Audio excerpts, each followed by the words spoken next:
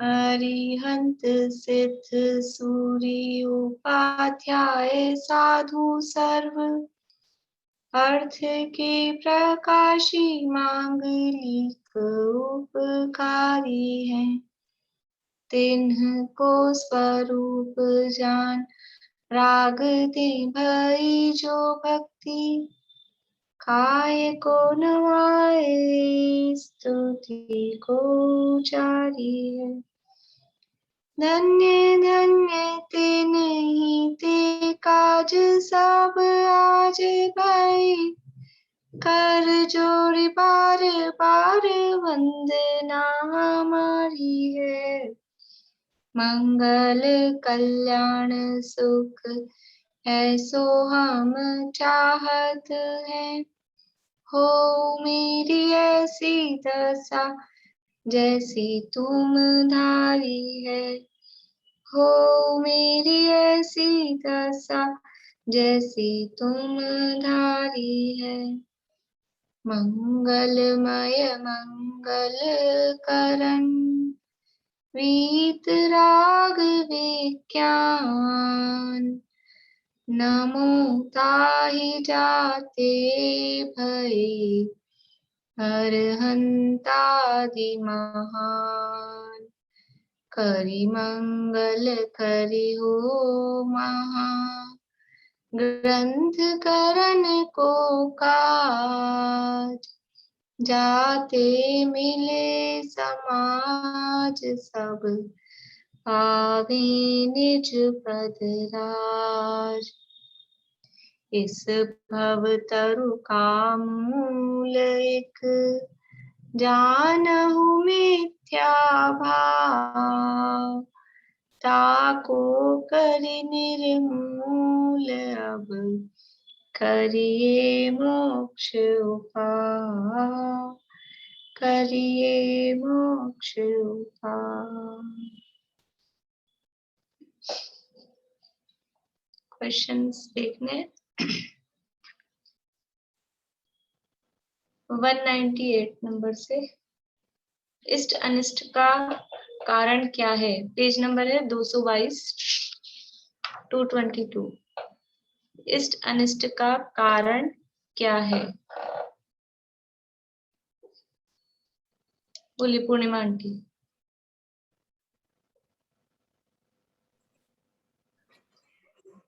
इष्ट अनिष्ट का कारण तो पूर्व कर्म का उदय ही है, उसी के कारण इष्ट अनिष्ट संयोग मिलते हैं। बढ़िया। इष्ट अनिष्ट का कारण पूर्व कर्म का उदय है। उदय अरहंत आदि की भक्ति रूप शुभोपयोग परिणामों से पूर्व पाप के डैश हो जाते हैं।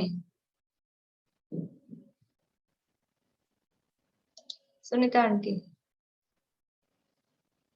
संक्रमण आदि हो जाते हैं। संक्रमण आदि हो जाते हैं। भक्ति के संबंध में उक्त व्यवहाराभासी का श्रद्धान बताइए।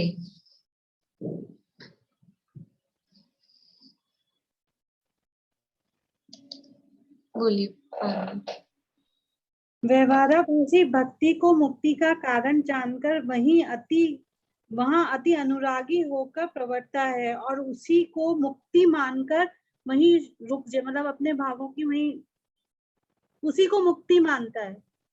हाँ, जैसे अन्यमति भक्ति से मुक्ति मानते हैं उसी प्रकार ये भी भक्ति से मुक्ति मानता है। बोलिए भटकन। मैंने तो लिखा ये उक्त व्यवहाराभासी भक्ति करते हुए तो दिखते हैं, लेकिन उनका उपयोग कहीं और होता है, चित्त स्थिर नहीं होता है। ये गलत है। ये तो यानी वो जो पीछे तीन थे ना, तीन प्रकार के जो व्यवहाराभासी थे उनकी प्रवृत्ति थी। ये जो अपनी बात चल रही है धर्म बुद्धि से धर्म धारक के संबंध में, तो उसकी प्रवृत्ति तो ये है, यानी भक्ति के संबंध में प्रवृत्ति नहीं, उसका श्रद्धान पूछा है। तो उसका श्रद्धान तो ये है कि भक्ति से ही मुक्ति होती है, ये उसका श्रद्धान है, ये उसकी मान्यता है। जैसे अन्यमति भक्ति से मुक्ति मानते हैं वैसे ये भी भक्ति से मुक्ति मानता है। मैंने गलत लिखा। भक्ति के संबंध में ज्ञानी की प्रवृत्ति बताइए, या यथार्थ भक्ति का स्वरूप बताइए, या ज्ञानी भक्ति में क्यों प्रवर्तते हैं। तो पहले आंसर वही आएगा, बस थोड़ा सा जवाब देने का तरीका बदलेगा क्वेश्चन के हिसाब से, उसी को थोड़ा मॉडिफाई करके। भक्ति के संबंध में ज्ञानी की प्रवृत्ति बताइए, ज्योति जी। जब राग का उदय आता है तो भक्ति ज्ञानी के लिए बोल रहे हैं। ज्ञानी को जब राग का उदय आता है तब भक्ति ना करें तो पापानुराग हो, इसलिए अशुभ राग छोड़ने के लिए ज्ञानी भक्ति में प्रवर्तते हैं और मोक्ष मार्ग को बाह्य निमित्त मात्र भी जानते हैं। परंतु यहाँ ये इसी को उपादेयपना मानकर संतुष्ट नहीं होते, शुद्धोपयोग के लिए भी उद्यमी रहते हैं। ठीक है। इसमें आगे का भी ऐड करना है क्या दीदी? वो जैसे तीव्र ज्वर मिटाने के अर्थ या कुस्थान के राग का निषेध करने के अर्थ, कदाचित ज्ञानी की भी भक्ति होती है। हाँ, इसको भी ले सकते हैं, वैसे तो वो ऊपर उसमें आया, लेकिन इसको भी ले लें तो वो दोनों जो पॉइंट है उसमें साथ में शामिल हो जाते हैं। बोलिए भारती आंटी। मैंने तो इसका भी फिर गलत लिखा है। मैंने तो लिखा है यथार्थता की अपेक्षा तो ज्ञानी की सच्ची भक्ति है, अज्ञानी के नहीं है, और राग भाव की अपेक्षा अज्ञानी के श्रद्धान में उसे मुक्ति का कारण जानने का अति अनुराग है। ये नेक्स्ट क्वेश्चन का आंसर आएगा। ओ हाँ, ये 202 का है, सॉरी 202 का है। हाँ। इस क्वेश्चन में जैसे ज्ञानी भक्ति में क्यों प्रवर्तते हैं, उसका आंसर आ ही गया है कि उनके राग का उदय आता है तो भक्ति ना करे तो पापानुराग हो, इसलिए वो अशुभ राग छोड़ने के लिए भक्ति में प्रवर्तते हैं। और अगला जो है नहीं, इससे बीच में था, यथार्थ भक्ति का स्वरूप बताइए। यथार्थ भक्ति का क्या स्वरूप हो सकता है, उसको किस तरह से जवाब देंगे, बात वही आएगी। बोलिए निशांति। इसमें पहले वो निश्चय स्तुति की बात बता दें क्या? भक्ति के संबंध में ज्ञानी की प्रवृत्ति बताइए। क्वेश्चन तो शुरू वहां से हो रहा है ना? नहीं, वो क्वेश्चन तो वही है, लेकिन इसमें वो अपन ने समझने के लिए, विश्लेषण करने के लिए निश्चय स्तुति की बात जो बताई थी। अभी तो यहाँ व्यवहार भक्ति की ही बात चल रही है। और उसके वास्तव में भक्ति तो यही है कि भगवान का स्वरूप जानकर उस रूप अपने आप को अनुभव करना, पंच परमेश्वरी के बताए मार्ग पर चलकर अपनी आत्मा की शरण लेना ही निश्चय स्तुति है। अन्यमति की भक्ति तो राग रूपी होती है और राग से बंध ही होता है, मोक्ष नहीं। जहाँ भक्त और भगवान का भेद न हो, वंद्य वंदक का भाव का भी अभाव हो जाता है, वह अद्वैत भक्ति ही निश्चय भक्ति है। अरहंत सिद्ध भगवान की गुण भेद से भी जो भक्ति करते हैं वह भी व्यवहार भक्ति ही है। भक्ति राग रूपी होती है, अतः वह बंध का भी कारण है। फिर भी जब ज्ञानी के राग का उदय आता है तो वह अशुभ राग से हटने के अर्थ भक्ति में प्रवर्तते हैं, पर इसे ही उपादेय मानकर संतुष्ट नहीं होते, बल्कि हर पल शुद्धोपयोग के लिए ही उद्यमी। बढ़िया, अच्छा। और किसी को कुछ और बताना है? ठीक है, बढ़िया जवाब है। यानी जब यथार्थ भक्ति का स्वरूप बताए, ये एक्चुअल में मैंने या करके दिए हैं क्योंकि कुछ बातें सब में सेम है, लेकिन बिल्कुल सेम भी नहीं है। तो यथार्थ भक्ति का स्वरूप बताएंगे तो कुछ बातें और उसमें ऐड होंगी। और भक्ति के संबंध में ज्ञानी की प्रवृत्ति बताएंगे, तब तो यही जो यहाँ कहा है, ये भक्ति के संबंध में ज्ञानी की प्रवृत्ति, तो प्रवृत्ति बोला तो मतलब व्यवहार भक्ति की बात चल रही है, वो किस तरह से भक्ति में प्रवृत्त होता है, तो वो व्यवहार भक्ति की बात चल रही है, इसलिए वो उसी तरह से होगा। 202, ज्ञानी अज्ञानी में अधिक भक्ति किसके होती है? बोलो।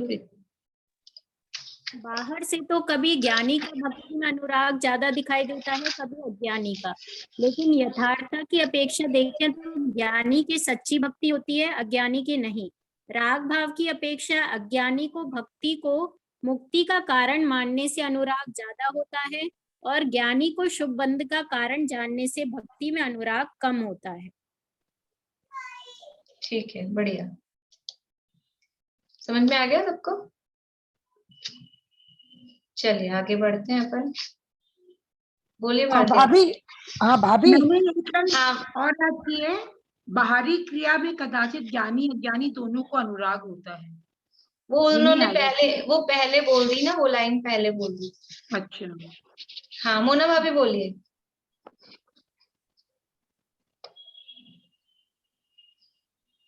मोना भाभी। हाँ भाभी, लास्ट क्वेश्चन का आंसर थोड़ा समझा दीजिए। हाँ, क्वेश्चन क्या था कि ज्ञानी और अज्ञानी में से अधिक भक्ति की अधिकता किसके है, अधिक भक्ति किसके होती है?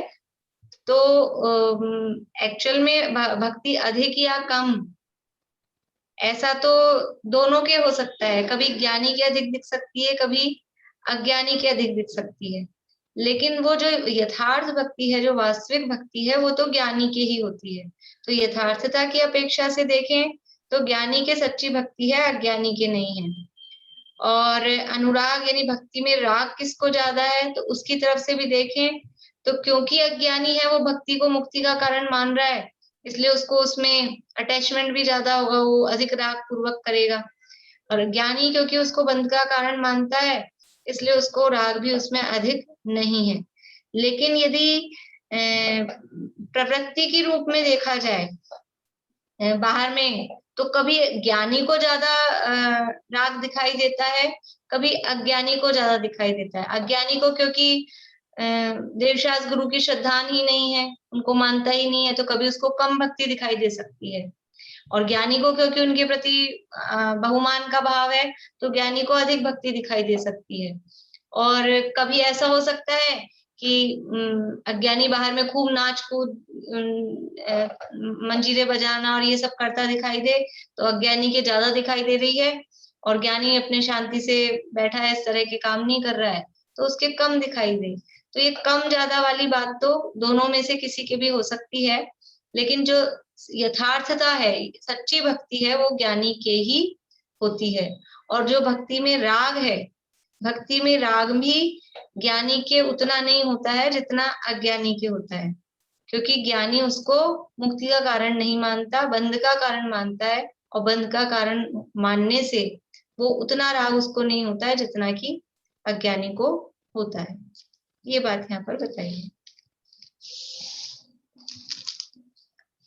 शास्त्र भक्ति का अन्यथा रूप, ये हमने कल पढ़ लिया था, थोड़ा सा फिर से पढ़ के वो आगे बढ़ रहे हैं अपन। 223 पेज पे नीचे से ही पढ़ रहे हैं। कितने ही जीव तो यह केवली भगवान की वाणी है, इसलिए केवली के पूज्य बने के कारण यह भी पूज्य है, ऐसा जानकर भक्ति करते हैं। यानी आज्ञा से शास्त्र को पूज्य मान रहे हैं, इसलिए भक्ति कर रहे हैं।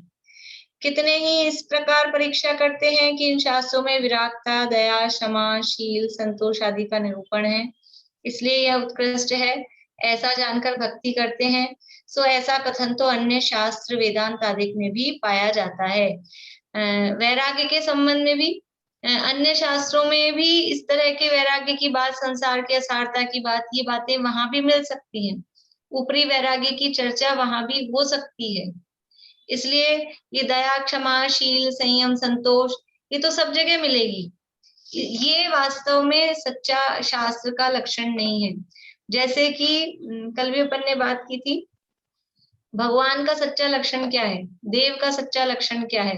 समौ शरण लगना, पृथ्वी से 5 धनुष ऊपर विराजमान होना, ये भगवान का सच्चा लक्षण नहीं है। ये तो औरों के भी हो सकता है। गुरु का सच्चा लक्षण क्या है कि ये उपसर्ग परिसर सहन करते हैं, तपस्या करते हैं, ये गुरु का सच्चा लक्षण नहीं है। देव का सच्चा लक्षण वो वीतरागता और सर्वज्ञता है। गुरु का सच्चा लक्षण भी 3 कषाय चौकड़ी के अभाव पूर्वक वीतरागता है।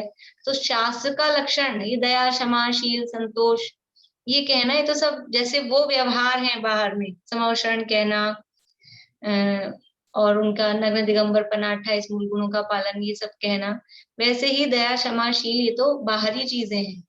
जिनवाणी का, जिनेन्द्र भगवान की वाणी, शास्त्र का सच्चा लक्षण क्या है? वो सच्चा लक्षण तो अनेकांत है, स्याद्वाद है, वीतरागता है। देखिए आगे 224 पेज पे, तथा इन शास्त्रों में त्रिलोक आदि का गंभीर निरूपण है, इसलिए उत्कृष्टता जानकर भक्ति करते हैं कि त्रिलोक का निरूपण है, इसलिए ये शास्त्र उत्कृष्ट है। तो त्रिलोक का निरूपण यद्यपि जैसा अपने यहाँ है वैसा सेम नहीं है, पर फिर भी सब धर्म वालों ने कुछ ना कुछ ये लोक का स्वरूप उन्होंने बताया है, और कुछ कुछ सिमिलर है। वो भी 14, जैसे हमारे 14 राजू है, उनके भी 14 ब्रह्मांड इस तरह के शब्द यूज में आते हैं। जैसे हमारे यहाँ मध्यलोक में असंख्या द्वीप समुद्रों की बात है, ऐसे ही अन्य मतों में भी कुछ इस तरह से द्वीप समुद्रों की बात है। नरक की रचना, स्वर्ग की रचना एकदम एग्जैक्ट सेम नहीं है, लेकिन कुछ कुछ सिमिलैरिटी है, यानी उन्होंने भी इन चीजों का वर्णन किया है। भले ही वो असंख्यात और संख्या अनंत वो नहीं समझ पाए, वो उनकी जो माप है वो इतनी बड़ी नहीं है, लेकिन फिर भी वो उन्होंने भी इसका वर्णन किया है। तो एक तो तर्क यहाँ दिया ही है कि अनुमान से हम इनको जान नहीं सकते हैं, इसलिए हम उत्कृष्टता मान रहे हैं, तो हमारी उत्कृष्टता वास्तव में सच्ची नहीं हो सकती है। परीक्षा तो हो ही नहीं सकती इन चीजों की, और अनुमान भी नहीं लगता है, तो आज्ञा से ही माननी पड़ती है। और अतिव्याप्ति दोष भी इसमें आता है, क्योंकि अन्य मतों में भी कुछ इस तरह की चर्चाएं, इस तरह के कथन मिलते हैं, मिल जाते हैं। बौद्धों में भी है, सांख्य, ये जो वेदांत वगैरह है, सब में, अन्य दर्शनों में ये लोक का वर्णन यानी इस तरह से उनमें भी अपने अपने हिसाब से मिलता है। इसलिए इस प्रकार सच्ची परीक्षा नहीं होती।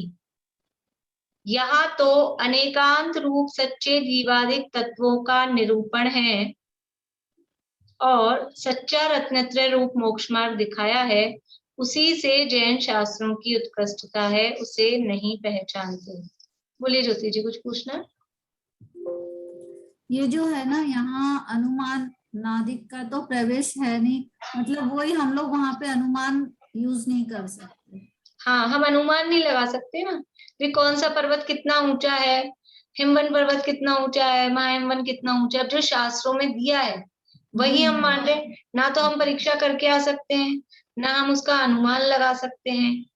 ये हमारी तरफ से, मान लो देव हो, और देवों को तो अवधि ज्ञान भी, और वैसे भी वो चाहे तो वो फिर भी वो देख सकते हैं, लेकिन अभी तो बात हमारी तरफ से चल रही है, हमको ये परीक्षा करनी है। तो हमारे पास तो कोई साधन नहीं है, ना तो प्रत्यक्ष परीक्षा का साधन है, ना अनुमान से दिखाई देता है। ये 3 लोक की रचना, ये तो आज्ञा से ही प्रमाण, आज्ञा से ही माननी पड़ती है।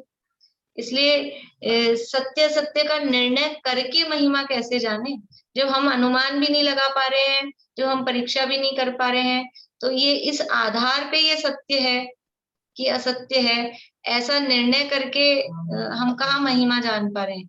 जब ये निर्णय हो जाए कि हाँ ये बात इसमें सच्ची है इसलिए ये सत्य है, या इसमें ये बात गलत है इसलिए असत्य है, तो जो सच्चा साबित होता है उसकी महिमा आती है। अब यहाँ महिमा किस आधार पे आएगी?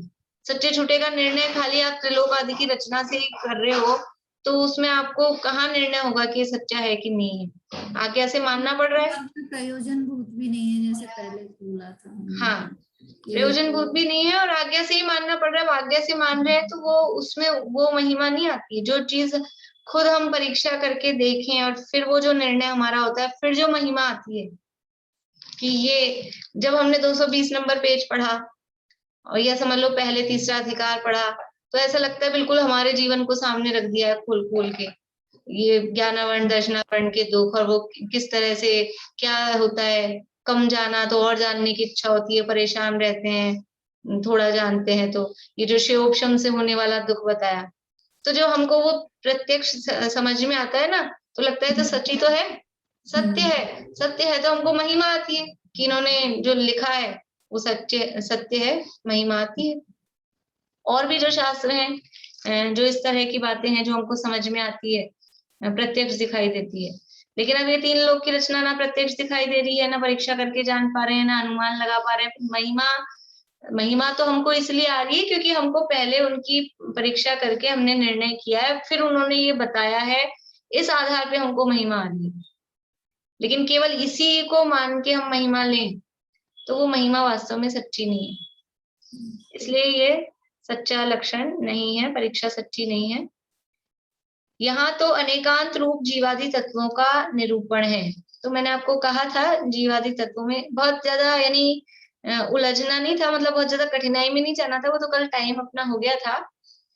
पूरे सप्तभंग और वो सब कहीं मुझे लगा बाद में कि आप लोग कहीं बहुत ज्यादा परेशान नहीं हो जाएं कि क्योंकि अपन ने सप्तभंग वगैरह ज्यादा कभी पढ़े नहीं है, मतलब मैंने तो कभी नहीं लिए हैं, तो वो मैं उतना ही पूछ रही थी कि जितना मतलब अपन ने पढ़ा है यहाँ उस हिसाब से। तो फिर भी आप लोगों ने अब जो जो भी सोचा है कुछ भी वो बताइए। बोलिए प्रीति। ये आश्रम बंद का जो पढ़ा था कि उसको जीव का है भी और नहीं भी, वो भी आ सकता है ना इसमें। जब उसको छुड़ाना है तो आश्रम भाव तेरे हैं, और उसने मान लिया कि ये मेरे हैं, तो फिर स्वभाव मान लिया, तब उसको बोल दिया कि नहीं तेरे नहीं है, ये तो विभाव है, तो वो भी हो गया। और ये जो तत्व हैं मतलब आश्रम वन संवर निर्जरा मोक्ष, इनका जीव करता है भी और नहीं भी, ये भी हो सकता है। एक संवर निर्जरा जो है वो प्रकट मतलब उपादेय भी है नहीं भी है, प्रकट करने की अपेक्षा है भी और आश्रय की अपेक्षा नहीं है, वो उपादेय। ठीक है। और मोक्ष? मोक्ष का ज्यादा समझ नहीं आ रहा वाला ही बैठता है। ठीक है, बढ़िया है। यानी इसमें हमको अनेकांत का मतलब ये है, अनेकांत किसे कहते हैं? अनेकांत किसे कहते हैं कि वस्तु में वस्तुपना निपजाने वाली मतलब उत्पन्न करने वाली, बनाए रखने वाली, वस्तु में वस्तुपना बनाए रखने वाले और परस्पर विरोधी प्रतीत होने वाले धर्म युगलों का एक साथ होना, उसका नाम अनेकांत है। अनेकांत किसे कहते हैं याद है किसी को? मैंने तो बोल दी है, बोलिए पूर्णिमा आंटी। आपने बोला वही है कि वस्तु में परस्पर विरुद्ध। तो मेरे को तो रिपीट करवानी है, मतलब जिसको याद होगी वही रिपीट कर पाएगा। अच्छा, बोलिए। वस्तु में परस्पर विरोधी शक्तियों का एक साथ पाया जाना वो अनेकांत है। अनेक, अनेक का मतलब होता है एक से ज्यादा, है ना। अनेक का मतलब एक से ज्यादा है। दो भी अनेक हैं और दो से बहुत ज्यादा हैं, 100, 200, 1000, लाख, अनंत, वो भी अनेक हैं। अनेक का मतलब है दो या दो से अधिक, वो अनेक।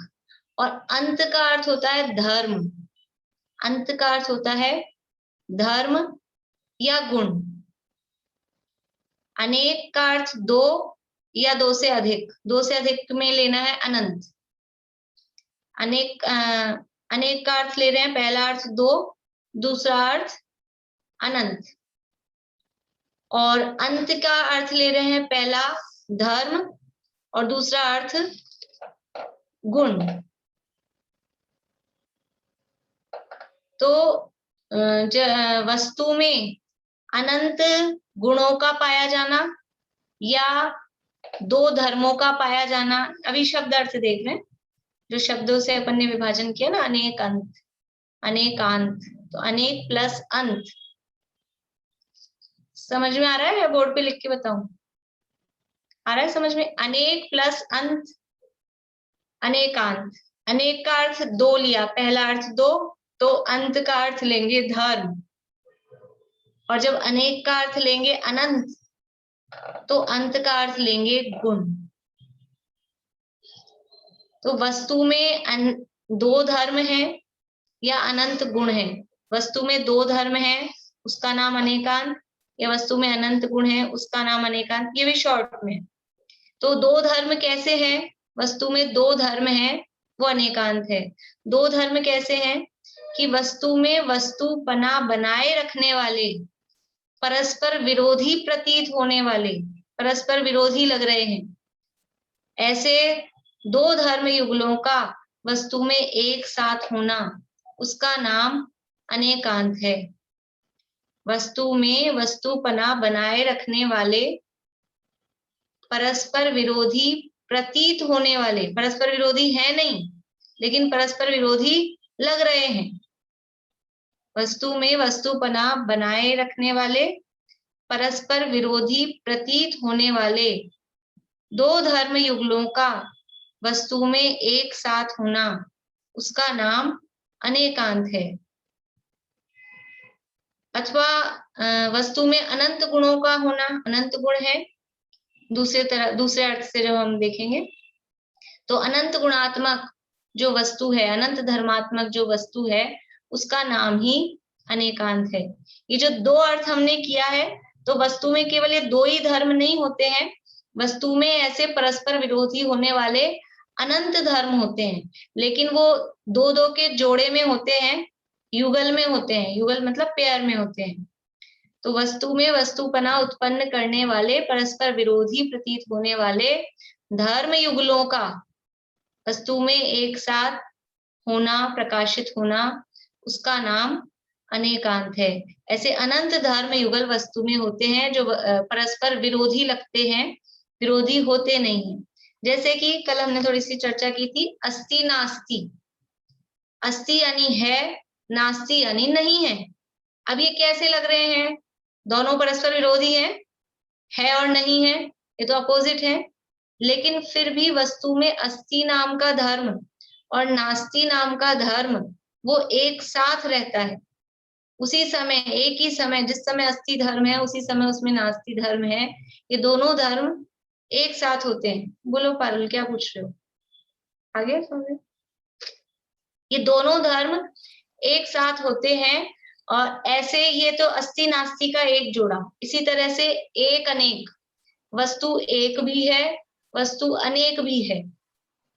वस्तु एक भी और अनेक भी है। अपेक्षा से भी बोल सकते हैं ना इस चीज को। हाँ, एक अपेक्षा से। हाँ, तो ये अनेकांत का मतलब ही ये है अपेक्षाकृत कथन करना।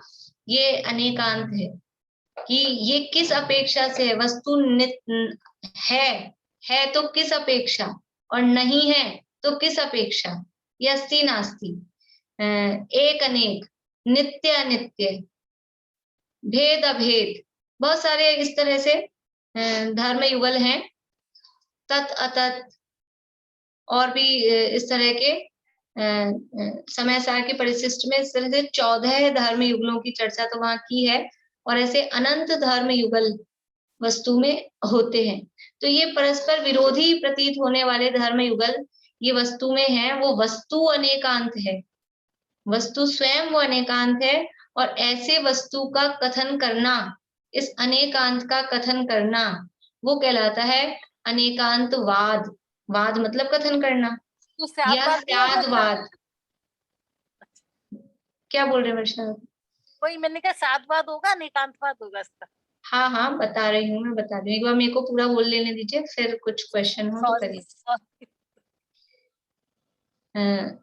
उसको बोलते हैं, वस्तु है वो अनेकांत और ऐसी वस्तु का कथन करना वो अनेकांतवाद अथवा स्यातवाद। स्यात का मतलब होता है अपेक्षा। स्यात का अर्थ ही होता है किसी अपेक्षा, उसको कथनचित भी बोलते हैं। स्यात को दूसरा वर्ड उसके लिए है कथनचित। कथनचित का मतलब है, हम लोग क्या समझते हैं कथनचित मतलब थोड़ा, थोड़ा नहीं।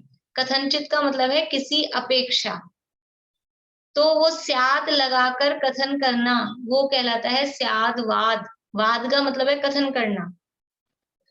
स्याद लगाकर कथन किया, अपेक्षा लगा के कथन की, उसी को स्यादवाद कहते हैं। और अनेकांत लगा के कथन किया, अनेकांत का अर्थ भी वही अपेक्षा है। तो अनेकांत लगा के कथन किया, उसका नाम अनेकांतवाद।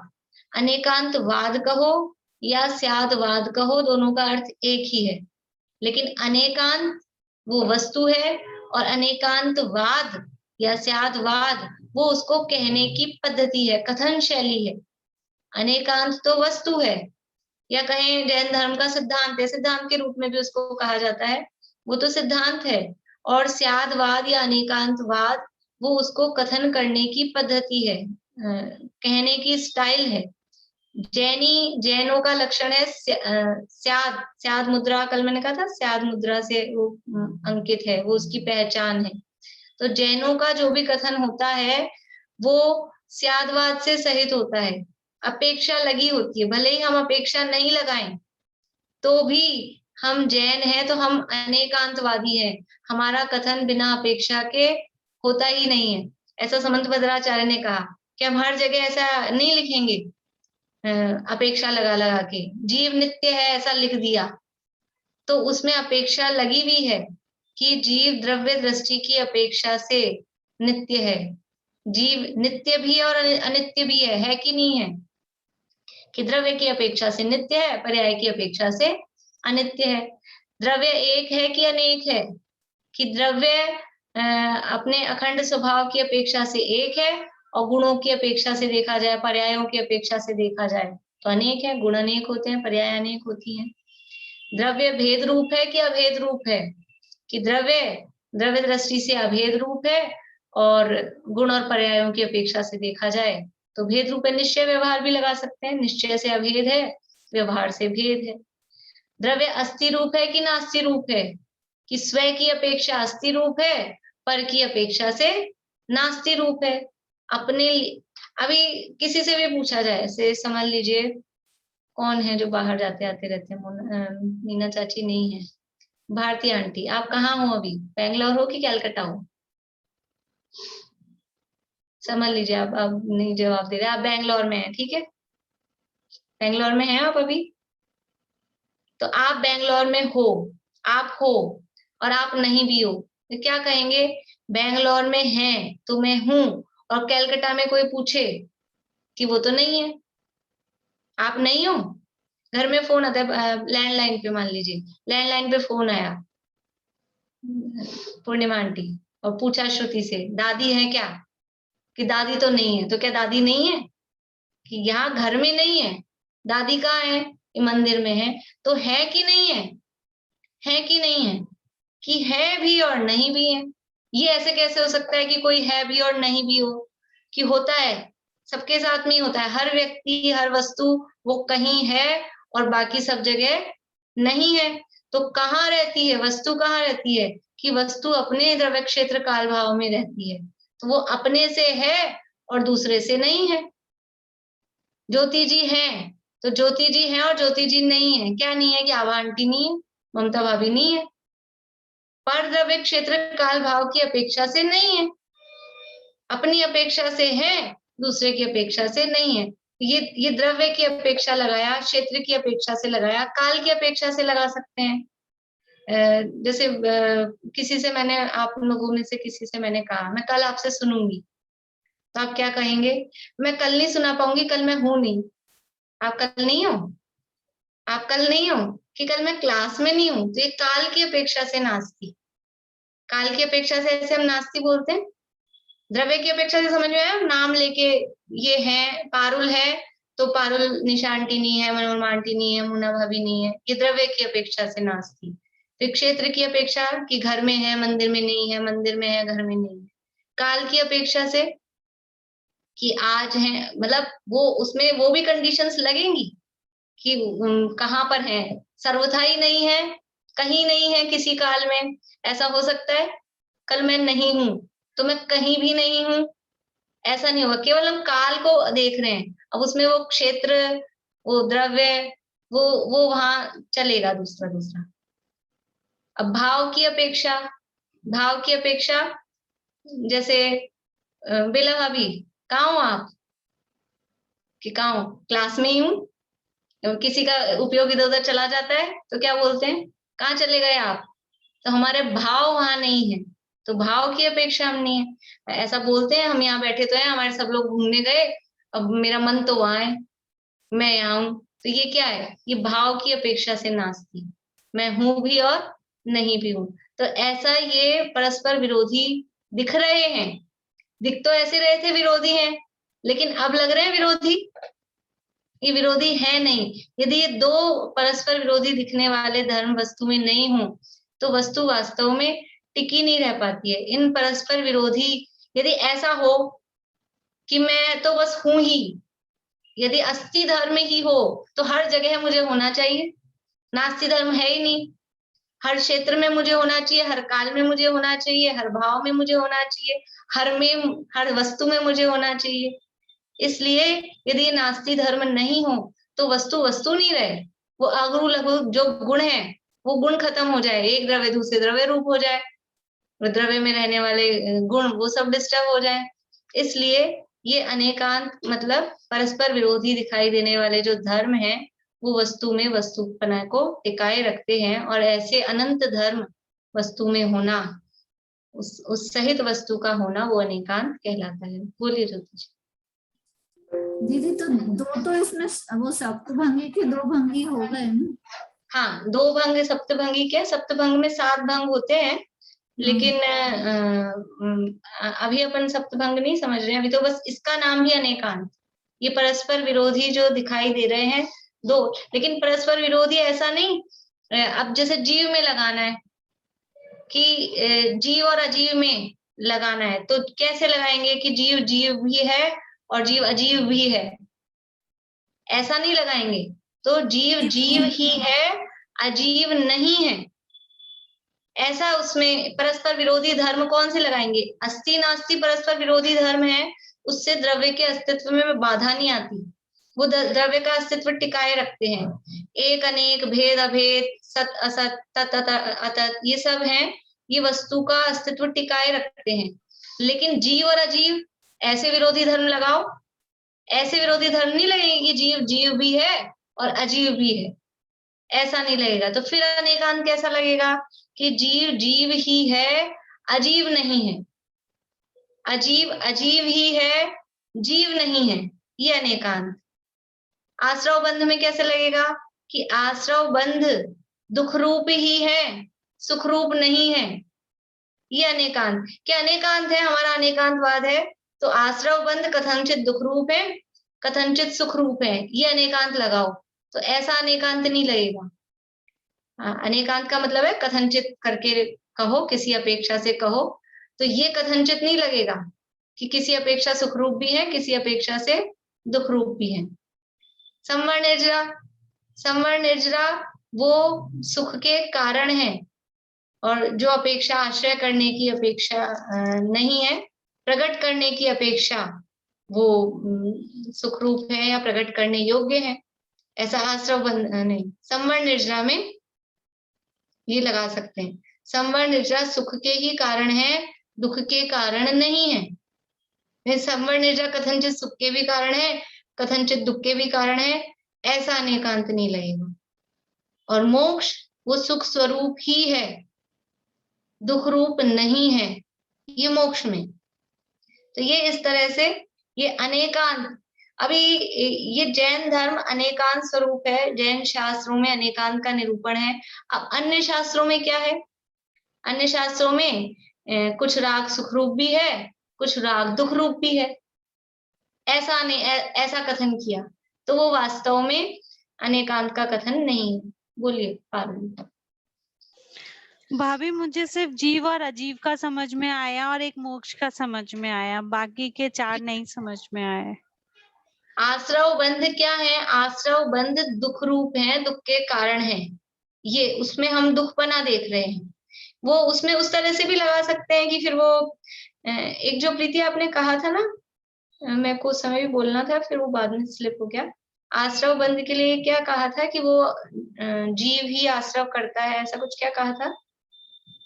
आश्रव बंध तेरे हैं भी, मतलब हाँ, नहीं भी है हाँ, तेरे, है भी और नहीं भी, तो उसमें फिर वो हमको भेद करना पड़ेगा, भाव आश्रव और द्रव्याश्रव का।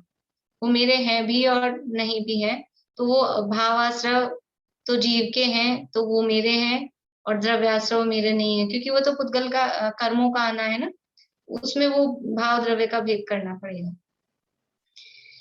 नहीं तो भाव आश्रव भी भाव की अपेक्षा तो मेरे नहीं है। हाँ, तो वो द्रव्य भाव का भेद करके हमें बताना पड़ेगा कि भाव आश्रव किसी अपेक्षा मेरे हैं, किसी अपेक्षा मेरे नहीं है। द्रव्य आश्रव भी किसी अपेक्षा मेरे हैं, किसी अपेक्षा मेरे नहीं है। और निश्चय से देखा जाए तो वो पौद्गलिक ही है सर्वथा, लेकिन जीव के साथ क्योंकि उसका संबंध होता है, उस अपेक्षा से वो कहे जाते हैं, तो वो ऐसा उसमें थोड़ा भेद करना पड़ेगा। लेकिन चाहे द्रव्य आश्रव हो चाहे भाव आश्रव हो, वो सुख रूप है, सुख के कारण है, कि दुख रूप है, दुख के कारण है। तो जो आश्रव है, आश्रव तत्व मात्र, वो दुख रूप ही है, दुख का कारण ही है, सुख का कारण नहीं है। आश्रव यानी मोह राग द्वेष के परिणाम, तो मोह राग द्वेष के परिणाम या कर्मों का आना वो किसी भी रूप में सुख का कारण नहीं हो सकता। अब जो ये कहते हैं कि पुण्य कर्म अच्छा है, शुभ राग अच्छा है, थोड़ा बहुत राग अच्छा है, तो वो ये आश्रव तत्व के संबंध में अनेकांत को नहीं जानते। वो गलत उसका यानी एकांत प्रतिपादन है अथवा गलत प्रतिपादन उसमें होता है। तो जिन शास्त्रों में ऐसा कथन किया गया कि शुभ राग अच्छा है या पुण्य अच्छा है, पुण्य बांधना चाहिए, ऐसा करने से पुण्य बंधता है, पुण्य बांधना चाहिए, तो वो शास्त्र सच्चे शास्त्र नहीं है। ये पहचानना पड़ेगा 7 तत्वों के संबंध में किस तरह से कहाँ सत्य है कहाँ गलत है। तो ये अनेकांत नहीं चलेगा कि अशुभ राग पाप वो तो सब बुरा है, लेकिन ये शुभ राग अच्छा है, वो जहाँ कहा गया है वो शास्त्र अच्छे नहीं है। तो इस प्रकार यहाँ तो अनेकांत रूप सच्चे जीवादि तत्वों का निरूपण है और सच्चा रत्नत्रय रूप मोक्ष मार्ग दिखाया है। उसी से जैन शास्त्रों की उत्कृष्टता है। जैन शास्त्रों की उत्कृष्टता ये अनेकांत मतलब ये जो अपेक्षाकृत कथन किया गया है, जो अन्य मत हैं जैसे वेदांत की चर्चा यहाँ पीछे की, वेदांत है वो वस्तु को द्रव्य को सर्वथा नित्य ही मानते हैं, पर्याय पक्ष मानते ही नहीं कि बस वो जैसी है वैसी ही रहेगी, ये सर्वथा है। वहां अनेकांत नहीं है कि किसी अपेक्षा नित्य है किसी अपेक्षा नित्य है, ऐसा नहीं, वो तो बस नित्य ही है। और जो बौद्ध मत है वो मानते हैं वस्तु अनित्य ही है, बस बदलती ही रहती है बदलती ही रहती है। तो ऐसा कथन वो एकांत का कथन है, वहां सच्चा कथन नहीं है। और जैन दर्शन में नित्यता को भी स्वीकार किया, अनित्यता को भी स्वीकार किया, लेकिन किस अपेक्षा? द्रव्य की अपेक्षा वस्तु नित्य ही है। ऐसा नहीं है कि द्रव्य की अपेक्षा नित्य भी है अनित्य भी है, ऐसा नहीं है। द्रव्य की अपेक्षा नित्य ही है और पर्याय की अपेक्षा अनित्य ही है। एक्चुअल में तो ये प्रकरण तो यूं अगर अनेकांत से आधार का चलाएं तो वो बड़ा है, उसमें प्रमाण नए किस हिसाब से रखते हैं। अभी तो यहाँ बस जो ये शब्द आया है उतने के हिसाब से अपन ने देखा है। तो यहाँ तो अनेकांत रूप सच्चे जीवादि तत्वों का निरूपण है और सच्चा रत्नत्रय रूप मोक्ष मार्ग दिखाया है। मोक्ष मार्ग क्या है? सच्चा मोक्ष मार्ग क्या है? कि सम्यक दर्शन सम्यक ज्ञान सम्यक चारित्र वही सच्चा मोक्ष मार्ग है। कोई भक्ति की कोई राग या कोई दया की दान ये मोक्ष का मार्ग है, ऐसा नहीं है। उसी से जैन शास्त्रों की उत्कृष्टता है। जैन शास्त्र क्यों उत्कृष्ट हैं? दया क्षमाशील शांति इनसे उत्कृष्टता नहीं है। उत्कृष्टता है 7 तत्वों का यथार्थ निरूपण और मोक्ष मार्ग। जो समझ लीजिए तत्वार्थ सूत्र का पहला ही सूत्र है और दूसरा सूत्र है सम्यक दर्शन ज्ञान चारित्राणी मोक्ष मार्ग है और तत्वार्थ श्रद्धानम, वो तत्वार्थ जो तत्वार्थों का स्वरूप है वही इसका निरूपण यहाँ किया गया है। इससे इनकी उत्कृष्टता है। उसे नहीं पहचानते क्योंकि यह पहचान हो जाए तो मिथ्या दृष्टि रहती नहीं। इस प्रकार शास्त्र भक्ति का स्वरूप कहा। यानी शास्त्रों को किस लिए उत्कृष्ट मानना जैन शास्त्रों को कि ये जो इनका अनेकांत स्वरूप है और जो वीतरागता है उसके कारण ही ये जैन शास्त्र उत्कृष्ट है। बाकी बातें तो है ही, बाकी बातें नहीं होंगी ऐसा तो है ही नहीं। जब वो तो बाहरी चीजें हैं वो तो होंगी ही, लेकिन विशेष बात क्या है? ये अनेकांत तत्व का निरूपण वो विशेषता है। इस प्रकार ये स्वरूप कहा। तो देव गुरु और शास्त्र ये 3 के संबंध में मिथ्या जो अन्यथा श्रद्धांता उसकी चर्चा हुई। अब सप्त तत्व का अन्यथा रूप इसकी चर्चा कल से अपन शुरू करेंगे। अभी यहीं पूरा कर।